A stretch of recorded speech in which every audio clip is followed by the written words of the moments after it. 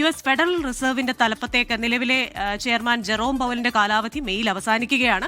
അപ്പോൾ പുതിയൊരു വ്യക്തിയെ കൊണ്ടുവരുന്നു എന്ന ട്രംപിന്റെ ഒരു പോസ്റ്റ് വരുന്നു. കെവിൻ വാർഷാണ് ഈ പുതിയ US ഫെഡ് ചെയർമാൻ. അപ്പോൾ US ഫെഡ് ചെയറായിട്ട് കെവിൻ വാർഷ് എത്തിക്കഴിഞ്ഞാൽ അത് വിപണിയിൽ ഉണ്ടാക്കാവുന്ന മാറ്റങ്ങളെ മുൻകൂട്ടി കണ്ടുകൊണ്ടാണ് നിക്ഷേപകര് പെട്ടെന്ന് ആശങ്കയിലാവുകയും സ്വർണ്ണവില ഇന്നലെ കുറയാൻ കാരണമാവുകയും ചെയ്തു. നമുക്കറിയാം ഈ മാസം 29 ജനുവരി കഴിഞ്ഞ വ്യാഴാഴ്ചയാണ് പവന് സർവ്വകാല റെക്കോർഡായ 1,31,160 എന്ന നിലയിലേക്ക് സ്വർണത്തിന്റെ വില കൂടുന്നത്. അതിനുശേഷം ലാഭമെടുപ്പുണ്ടായി. ലാഭമെടുപ്പിന്റെ ഭാഗമായിട്ട് സ്വർണ്ണവില കുറഞ്ഞു. ഇന്നലെ 2 തവണയായി ഒരു പവന് കുറഞ്ഞത് 6,280 രൂപയാണ്. പക്ഷേ ഇന്നലത്തെ വിലക്കുറവിന് കാരണം, അതായത് $5,600 എത്തിയ സ്വർണ്ണവില ലാഭമെടുപ്പിന് ശേഷം കെവിൻ വാർഷിന്റെ നിയമനവുമായുള്ള വാർത്ത വന്നതോടുകൂടെ വീണ്ടും $4,100 മാറുന്നു. അങ്ങനെ ഇന്ന് ഒരു പവന് 6,320 രൂപ ഇടിയുന്നു.